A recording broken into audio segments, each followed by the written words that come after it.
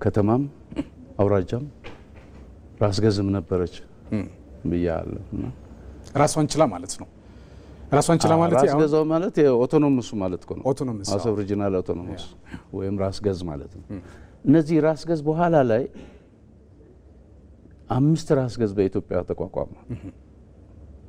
በተለይ በጠረፍ አካባቢ ያሉና ሌላ ስሜት ያላቸው ኤርትራ ራሱ ነፃ አውጪ አለ፣ በትግራይ ላይ እንደዚህ ያለ፣ በኦጋዴን አለ እንደዚህና የኤርትራ ራስ ገዝ ራሱን የቻለ፣ አሰብ ራስ ገዝ ራሱን የቻለ፣ ትግራይ ራስ ገዝ፣ ኦጋዴን ራስ ገዝ፣ ድሬዳዋ ራስ ገዝ፣ እነዚህ ራስ ገዞች ተቋቋሙ። በሌላ ክፍለ ሀገሮችም ያን ክፍለ ሀገር ነው የሚባለው ለአስተዳደር በሚቻል በሚመች ሰሜን ሸዋ፣ ደቡብ ሸዋ፣ ምዕራብ ሸዋ፣ ምስራቅ ሸዋ እንደዚህ ምዕራብ ጎጃም፣ ምስራቅ ጎጃም እንደዚህ እየተባለ ተከፋፍለው በብዙ እነዚህ 5ቱ ግን ኦቶኖመስ ሆነው በራሳቸው እንዲተዳደሩ ነው የተደረጉት በራሳቸው ሰዎች። በምክትልነትም የተወሰነ ጊዜ በአውራጃ አስተዳዳሪነት የነበረው ጓድ መሐመድ ሸሂም የአሰብ ራስ ገዝ ዋና አስተዳዳሪ ሆነ። አሁን ይሄ ነው 3ቱንም አሰብ ከማድረግ አፋር ራስ ገዝ ቢባል አግባብ ነበር። ብዙ ስም ዝም ብሎ እንዲሁ አይወጣም። የአፋር ራስ ገዝ ቢሆን ኖሮ ወይም ቢባል የያዘው የአፋርን ያሉበት የአፋርን ቦታዎች በሙሉ ነው። ከዚህ በፊት እንግዲህ በቀዳማዊ ኃይለ ሥላሴም ጀምሮ አፋር በሐረር ነበረ፣ በሸዋ ነበረ፣ በኤርትራ በወሎ ተከፋፍሎ ነው የነበረው። አውሳ ስትሄድ ነገዋኔ ስትሄድ ወደ ሐረር እነ ኢዲና መናማርሰን ጤኦ ስትወስድ ወደ ኤርትራ እነ በራህሌ ወደ ትግራይ እንደዚህ ተከፋፍሎ ነው የነበረው። እነዛን ሁሉ የሚያጠቃልል በከፊል ሙሉ 100% እንኳን ባይሆን እነዚህ ግን በሙሉ ነው የገቡት። ዛስ ዋይ አሰብ ራስ ገዝ ማለት ፈንታ አፋር ራስ ገዝ ቢባል ኖሮ ነገር ግን አሰብ ራስ ገዝ ሆኖ እነዚህ አሁን ላልኩ ከምጽዋ አጠገብ ካለችው ጀምሮ ነመርሰ ፈጡማን፣ ጢዖን፣ ኢድል፣ በይሉል ያልኩ ወደ አሰብ መጣ እስከ ጅቡቲ ጫፍ ራሃይታ ብለ እንደዚህ መጨረሻ አውሳ ድረስ ወሎ የነበረው የአሰብ ራስ ገዝ ሆነ። የዚህ ዋና አስተዳደር ጓድ መሐመድ ሸሂም ነበር እኮ። አሁን እኔ ማለት የአሰብ ራስ ገዝ ከተባለ የኤርትራ ራስ ገዝ ከተባለ የሌሎችም የኦጋዴን እዛ ሶማሊያ አካባቢም እንደዚህ የኢትዮጵያ ሶማሊያ አካባቢም እንደዚህ አይነት ነገር ነበር። እንግዲህ በራስ ገዝ ተብለው የተሰየሙ አካባቢዎች ነበሩ። በክፍለ ሀገር ደረጃም እንደዚሁ ቀደም ሲል እንደጠቀስኳቸው በርከት ያሉ የክፍለ ሀገር ተብለው የተሰየሙ ነበሩ። አሁን ብዙ ጊዜ ግራ የሚያጋባው ነገር አሰብ ራሷ ራስ ገዝ ሆና ስታበቃ፣ በአንጻሩ ግን ወደ ኤርትራ የተጠቃለለችበት ሁናቴ እንዳለ ደግሞ አሁን ላይ ፕራክቲካሊ ያየንበት ሂደት አለ። እንዴት ነው ሻዕቢያ የአሰብን ከተማ ወደ ራሱ ሊወስድ የቻለበት ምክንያት በምን ምክንያት ነው? እንዴት ነው ታሪኩ ምን ይላል የሚለው ነገር እስኪ እናንሳ። እንዴት መሰለ ያኔ ዛሁነን አይደለም የምናውቀው። እንዳጠቃላይ ስትወስደው ግን አንድ ነገር ልነግር የምፈልገው አሰብ የፍቅር ከተማም ህዝቡ ተስማምቶ ተማቻቶ ተግባብቶ የሚኖርበት ነበር። ለምንድን ነው ቢባል አፋሩ አቃፊ በመሆኑ ነው።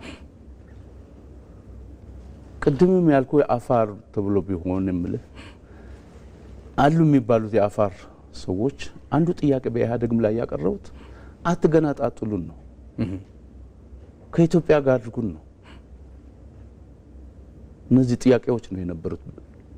የሚፈልግ ዋጋ እንደዚህ ሲባል እንደነበረው ምክንያቱም እነሱ ጅቡቲ እንኳን መሄዷ የጅቡቲ አፋሮችም ወደዛ መሄዳቸው ይቆጫቸዋል እንኳን እና በኋላ የመጣው የኤርትራ ጉዳይ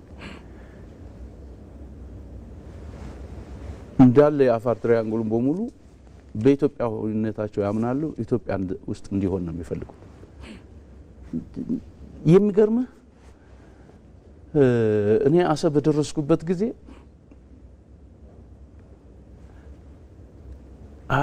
አጼ ኃይለ ሥላሴ የጀመሩት ጉዳይ ነበረ። እንኳንና ምጽዋና አሰብን ጅቡቲንም ጭምር የባህር በር ሆና በኢትዮጵያ እንድትጠቃለል በሪፈረንደም ጊዜ ነጻ በምትወጣበት ጊዜ ሪፈረንደም ላይ ድምጽ እንዲሰጡ አፋሮች ሁሉ እየተዘጋጁበት የነበረና መታወቂያ እየተሰጣቸው ጅቡቲ የሚገቡ ነበር።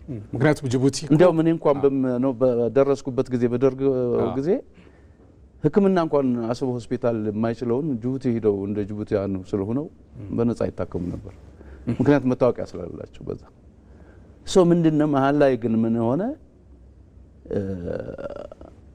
የኃይለ ሥላሴ መንግስት ማበቃ ሶማሌም መተንኮስ ጀመረች። ወደ ጦርነት እየተገባ ነው ያለው። ሶማሌም ክሌም እንዳታደርጋት ምክንያቱም ያ 5 ኮከቧ ጅቡቲንም የሚጨምር ስለሆነ ሶማሌ ኢሚዲየትሊ ደርግ ሌላ አማራጭ ስላልነበር እውቅና ነው የሰጠው ነጻ እንድትወጣ። ሀዲት ብን ወደ ኋላ አሁንም ብናስበው ግን ሪፈረንደም ቢካሄድ ኖሮ ምናልባት ወደ ነበረችበት ኢትዮጵያ ምትገባችን ነበር የሚለው እንትን ይባላል እኮ እንደውም በተመሳሳይ ሰዓት በተለያየ አቅጣጫ ጦርነት አትክፈት ይባላል። ምክንያቱም ኮንስኮንስ ነው የሚበዛው፣ በጣም ዋጋ ያስከፍላል ይባላል። እና እንደው ይህን ካልን አሁን ሻዕቢያ እንዴት ወደ አሰብ መጣ የሚለው ነገር በጣም ረጅም ነው። እውነት ለመናገር ብዙ ነገሮች ማንሳት ይቻላል። እንደው ግን ዋና ነጥቡ ራስ ገዝ ከነበረች ኤርትራ ለምንድን ነው ታዲያ ራስ ገዝ የሆነችዋን አሰብ የኔ ናት ብሎ የወሰደው የሚለው ነገር እስኪ እኔ አሁን እንግዲህ ወዴት መሄድ አለብን? እኔ አሁን እንደ አሰብ ነዋሪ ሆኜ አይደለም ነገር ምክንያቱም ምንም በዛ ጉዳይ የምናውቀው አይደለም። እንደ አጠቃላይ ግን ሲጀመር ራሱ ተቃውሞ ከፌዴሬሽኑ ጀምሮ የኤርትራን ጉዳይ ነው አንስቶ የተዋጉት። ሻዕቢያ እንግዲህ ወደ ትግል ሲወጣ ኤርትራን ነጻ አወጣለሁ ብሎ እንደወጣ ነው የሚናገረው ታሪኩም ማለት ነው። ከጀብሃ ጀምሮ በእርግጥ ብዙ ነገሮችን ማንሳት ይቻላል፣ ግን ደግሞ በዋናነት ኤርትራን ነጻ ለማውጣት ነው የሚለው ነገር ነው። ኤርትራ እኛ የምናውቀው ኢትዮጵያውያን የሚያውቁት በሰዓቱ የነበሩትንም አሁንም ያለው የሚታወቀው እርስዎ እዛ መምህራነት በነበሩበት ሰዓት ራስ ገዝ እንደነበረች ነው ኤርትራ ራሷን ችላ። እንደውም የቀድሞ የኢፌዴሪ ፕሬዚዳንት ግርማ ወልደ ጊዮርጊስ የቀይ መስቀል አለቃ እንደነበሩ አስታውሳለሁ። እርስዎም የአሰብ የቀይ መስቀል ኃላፊ እንደነበሩ አውቃለሁኝ። እና እንደው ከዚህ ጋር ተያይዞ ኤርትራ ራሷን ችላ የራሷ ስትራክቸር ያላት የራሷ አገዛዝ ያላት ሆና ስታበቃ፣ በአንጻሩ ግን አሰብም እንደዚህ በተመሳሳይ ሆና ስታበቃ አሰብ ላይ መምጣት በራሱ ምን ይላል? ከዛ በፊት የነበሩ 50 ዓመት በፊት ከዛ በፊት የነበሩ ብዙ ነገር ስለሚባል ማለት ነው። ወደ 80 ዓመተ ምህረት ስትሄድ አሰብ ራስ ገዝ ሆናለች። ስለዚህ እንደ ኤርትራ ነች አንደር ደርግ ሪጅም ማለት ነው። አሁን የኔ ጥያቄ እሱ ነው። እንደ ኤርትራ ከሆነች ዘንድ ኤርትራ ለምን ዘልቃ አሰብ ጋር ገባች ነው የኔ ጥያቄ። ለምን ገባች፣ እንዴት ገባች የሚለው ነገር እስኪ እናንሳ። እንደውም ከዚህ ጋር ተያይዘው ክሌም ያደረጉት ከመጀመሪያ ያለው ጉዳይ ነው በ80 ላይ የሆነውን ሳይሆን ማለት ነው።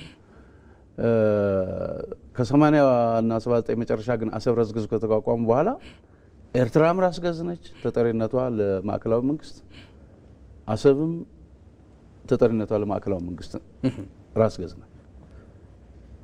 ይሄ ልክ አይደለም የሚል እኮ ተነስተዋል። በኃይል ወስዷል፣ እውቅናም ተሰጠው። ኦኬ እውቅና ሰጪው እንግዲህ በሰዓቱ የትግል አጋር የነበረ ህወሓትም ስለነበረ እውቅና የሰጠው። አሁን ያ እውቅና ትክክል ነው አይደለም የሚለው ነገር በጣም ብዙ ጥናት ያስፈልገዋል እውነት ለመናገር ማለት ነው። አሁን ግን እኔ በዛን ሰዓት እንደነበረ አንድ ከፍተኛ የአሰብ ከተማ አመራር ላቀው የምፈልገው እንደ ኢትዮጵያዊ ማወቅ የሚፈልገው ማለት ነው ኤርትራ ራስ ገዝ ሆና ስታበቃ፣ አሰብም ራስ ገዝ ሆና ስታበቃ፣ በአንጻሩ ግን አሰብን የመጠቅለል እሳቤም ፍላጎትም እንዴት መጣ፣ ለምን መጣ ነው። አሰብ ለምን መከራከሪያ ሆነች? እንደውም ሳገላብጥ ያዩት ነገር ምንድነው? እርሶም ማለት ሀሳብ እንዲሰጡበት የምፈልገው የኤርትራው ፕሬዚዳንት ኢሳያስ አፈወርቂ አሰብን አትንኩ፣ አሰብ እኮ የኢትዮጵያውያን ናት የሚል ሀሳብ እንደተናገሩም ሰምቻለሁ። ይሄ እውነት ነው አይደለም የሚለው ነገር እርሶም እንዲያረጋግጡልኝ ይፈልጋሉ። አሰብ እንዴት ለመከራከሪያ አጀንዳ ሆነች፣ እንዴት በቃች የሚለው ነገር እግረ መንገድ እናንሳው። 83 ዓመተ ምህረት ልክ ተርማችን ልናበቃ ስንል ገና እንግዲህ ቀጥሎ ሶስተኛ ምርጫ ሊሆን ይችል ነበር ማለት ነው። ይሄ ቅድም የነገርኩ 16 ዓመተ ምህረት ጀምሮ ኤርትራውያንና ትግራውያን በመጠርጠር በሊስት የተያዛል እንሰማው ነበር። ምጽዋም ተያዘች። ጦርነቱ እስከነ ኤዲ የሚባል 120 ኪሎ ሜትር ከአሰብ እንደዚህ ደረሰ። በዛን ጊዜ ጓድ መንግስቱ ኃይለም ፕሬዚደንቱ አሰብ መጥተው ነበር። አሁን የሚያካሂዱት ያለ ጦርነት የጉሬላ ጦርነት ሂት ኤንድ ራን አይደለም፣ ኮንቬንሽናል የሆነ ወር ነው የሚያካሂዱት ያሉ። ስለዚህ እቺ በሬ ግንባር የምታክል አሰብ መከላከል አቅቷችሁ ልታመልጠን ነው ወይ? እና ባይናው የራሳቸው ሰው እዚህ አለ። የሻቢያ የወያኔም እንደዚህ የሚል ነው አለ የሚል ጥርጣሬ ነበራቸው። እርስ ተሰባሰቡ። ደግሞ በአብዛኛው ጉዳይ እኔም አብሬ እገኝ ነበር፣ አልተገኘሁም። እንግዲህ መጨረሻ ላይ ብዙ ኬዞች ነበሩ፣ በኋላ መሰማው ነው። ያው መጨረሻ ጥርጣሬው ወደኛ ደረሰ። ታሰርኩ ወደ መጋቢት 5 አካባቢ ማለት ነው 1983 ሚኒንግ ግንቦት 16 ዝዋው ግንባር ኤርትራን ሊቆጣጠር ማለት ነው፣ አስመራ ሊገባ በመጋቢት 5 እና በግንቦት 20 መካከል ማለት ነው። ቀናቶች ናቸው። እንዲያው መጨረሻ ላይ ያገኘነው ደብዳቤ ሁሉ ግንቦት 10 ላይ የተጻፈ ምንም አላገኘንባቸውም ብለው ደህንነት የጻፈው የሰፋ ሁሉ አግኝተነዋል ወረቀቱን በዛን ጊዜ ከወጣም በኋላ ማለት ነው። ግን ከመውጣታችን በፊት እስር ቤት ነው የገባ ነው። እዛ እስር ቤት ሆነን ከባድ ነበረ። 30ኛ መካናይዝድ ብርጌድ የሚባል ባህሩ ጠረፍ አጠገብ ነው እና አሚኒሽን እንደዚህ ስለነበረው የራስ ምታት በተለይ ከፍተኛ ነው። ምንም ቶርቸር የተደረግነው የለም። ሜንታሊ ጨው ነው አይማሙ ማስገቧቸው ምናምን የሚል ክራይሲስ ነበረ። ያው ያኔ ኖ እነዚህ ይጠርጥሯቸው እንጂ እኛ ግን አይተናቸዋል እስካሁን ድረስ ምንም ያደረጉት ከልማት በስተቀር የሚሉ ደግሞ አካላዊ ስለነበሩ ጨረሻ ፕሬዚደንት መወሰን ስለነበረባቸው በቃ ጨው ነው አይማሙ እነሱን ስሩ ከተሳካል፣ ካልሆነ ግን ጨው ነው አይማሙና በቁጥጥር አውሏቸው ገለል አድርጓቸው አይነት ተባለ። ገባል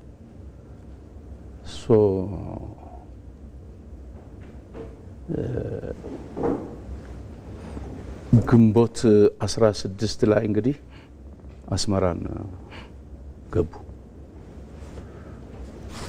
አርብ ወር ሐሙስ። እኛ ጋር ደግሞ ቅዳሜ ደግሞ ከ30ኛ መካናይዝድ ወደ እስር ቤት አመጡ። የሆነ ቤት አዛዡ በቅርብ ማቃቸው ኮሎኔል ክፍሌ ይባላሉ። ጓዳንኤል እኔ በሰብአዊነት ነው የምቀበላችሁ ያለው፣ ማንም ወታደሩ እንዳይጫወትባችሁ ነው፣ አንዱ ማንም ገድሏቸው እንዳይሄድ መቀበል ያለው እንጂ ያልተፈረደበት እኔ ወህኒ ቤት መቀበል አልነበርኩም። ቢቻል ዛሬ ካልሆነ ነገ ትወጣላችሁ በተቻለ መጠን ምናምን ብለው ያኔ ወታደሩ ኢቫኬት እያደረገ ነው ከአሰብ ከአካባቢውም ጭምር በአሰብ በኩል እየሄደ ነው ያለው ወደ መሀል ሀገር። እኛም ገባን። ከአንድ ሰዓት ማታ የተባለው አልወጣንም። 3 ሰዓት ከባድ ጦርነት ተጀመረ በባህር በኩል።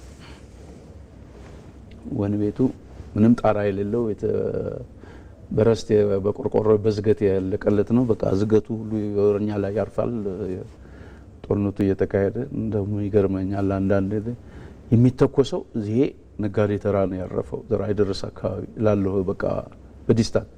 ይሄ ግን ቤታችን አካባቢ ይመስላል አልኩኝ። እንደውም በሚገርም 3ኛው ቤት ላይ የኔ ክፍል አለ፣ ከዛ ቀጥሎ ክፍል አለ። 3ኛ ክፍል ላይ አልጋው ላይ ነው ያረፈው። እግዚአብሔር ይወጣ። ደግነቱ ግን እሱ ደግሞ ቅዳሜ ዕለት ወጥቷል፣ ቀደም ብሎ ወጥቷል ከአሰብ። በዛ አይነት ቆየንና ማታ ጦርነቱ ከተጀመረ በኋላ ከኛ አላወቅንም። 8 ሰዓት አካባቢ አጃቢያችን ወይም ጠባቂያችን የለም። 11 አካባቢ ባለቤቴ መጣ። ሰው የለም መውጣት ትችላላችሁ ምናምን የሚል አጠገቤ ነበር ቤቴ። ከሆነ ቤቱ መጣ ባለቤቴ ተናገረች። አንድ አፋር ነበረ ከኛ ጋር የታሰረ እሱ ወጥቶ ሲያይ ዘበኛውም የለም። በሩ ለስርዓት ካልሆነ በእግርህ መተው የሚከፈት ነው። ወጣን። ወጣችሁ? ከፍተን ወጣን። ሶ ማንኛውም መንግስት አውጥቶ ነው ሳይሆን በራሳችን ወጣን እንደማለት ነው።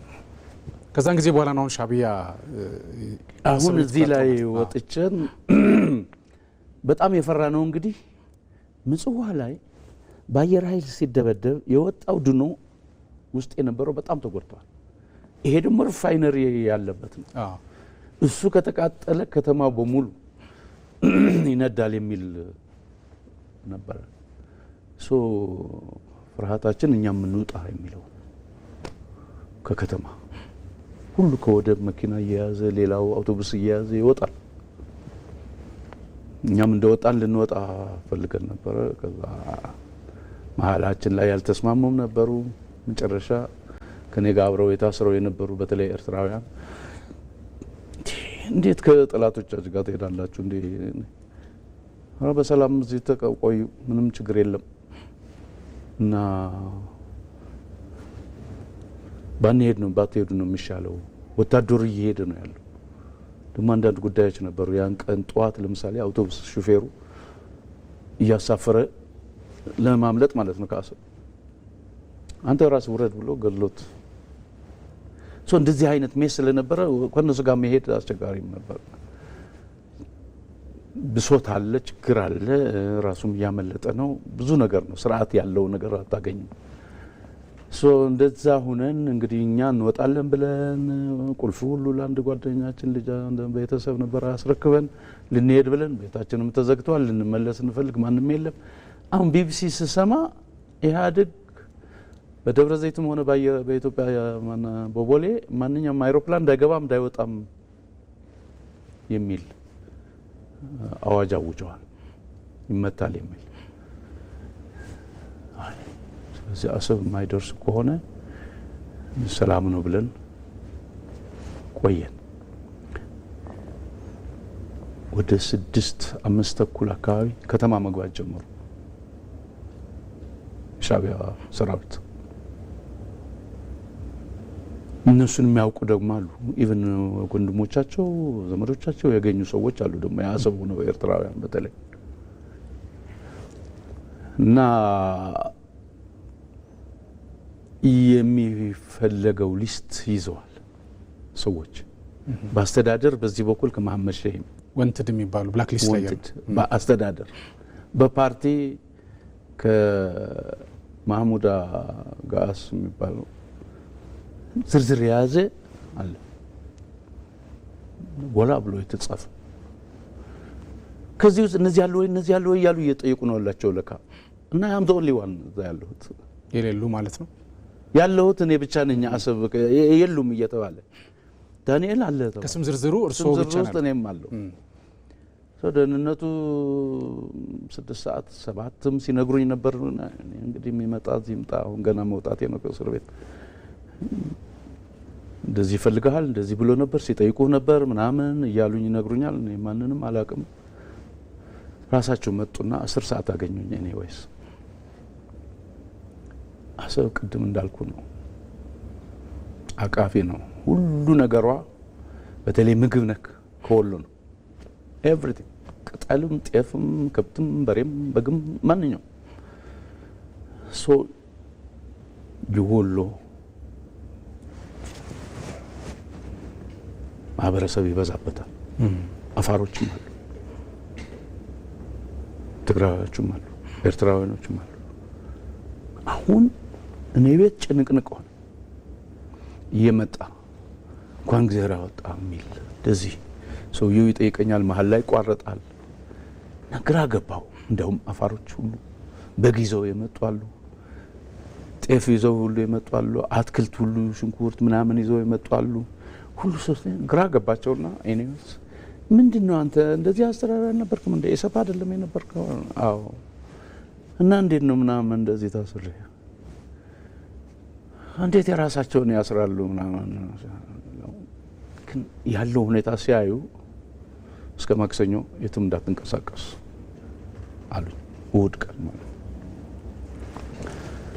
ማክሰኞ ዕለት ኤሌመንተሪ ትምህርት ቤት አለ አሰብ ወደብ ክበብ አጠገብ እስከ 8ኛ ክፍል የሚያስተማር ትምህርት ቤት ሚካኤል ቤተክርስቲያንም አጠገቡ ነው። እዛ ላይ ህዝቡ እንዲሰበሰብ አደረጉና የኢትዮጵያ ባንዲራ ወረደ፣ የኤርትራ ባንዲራ ወጣ፣ ተጨበጨበ፣ ምን ተባለ ምናምን እና መጨረሻ አዋጅ ወጣ። ሁላችሁም በየስራችሁ እንድትገኙ፣ ኃላፊ ከሌለ ምክትል ከሌለ ካሉት ውስጥ ሲኒየር የሆነው እየመራው እንዲጠብቅ ብሎ ራሳቸውም ሰዎች መድበዋል በየቦታው። ሻቢያዎች ማለት ነው። ሻቢያዎች ሶ የገባ የምትሰራው ነገር እንግዲህ አንዱ ሰርቪስ መስጠት ነው። ሰርቪስ ልሰጥበት የምትችል የለም። ቆሻሻ መኪና ተወስደዋል፣ የእሳት አደጋ መኪና ተወስደዋል። ምንም ማቴሪያል የምትሰራበት የለም። ግብር ለማስከፈልም አንዱ እንግዲህ ማዘጋጀት ግብር ይሰበስባል። ግብር ለመሰብሰብም በየትኛው ነው? በነበረን አዋጅ ነው ወይስ አዲስ አዋጅ አላቸው? ግን ትልቁ የነበረው ኢቭን በየመንገዱ የሞቱ ሰራዊት ነበሩ፣ በጥይት የተቀደሉም ያልነበሩ፣ ዩኒፎርሞች እያወለቁ ሲቪል እየሆኑ የሚሄዱበት ነበረ።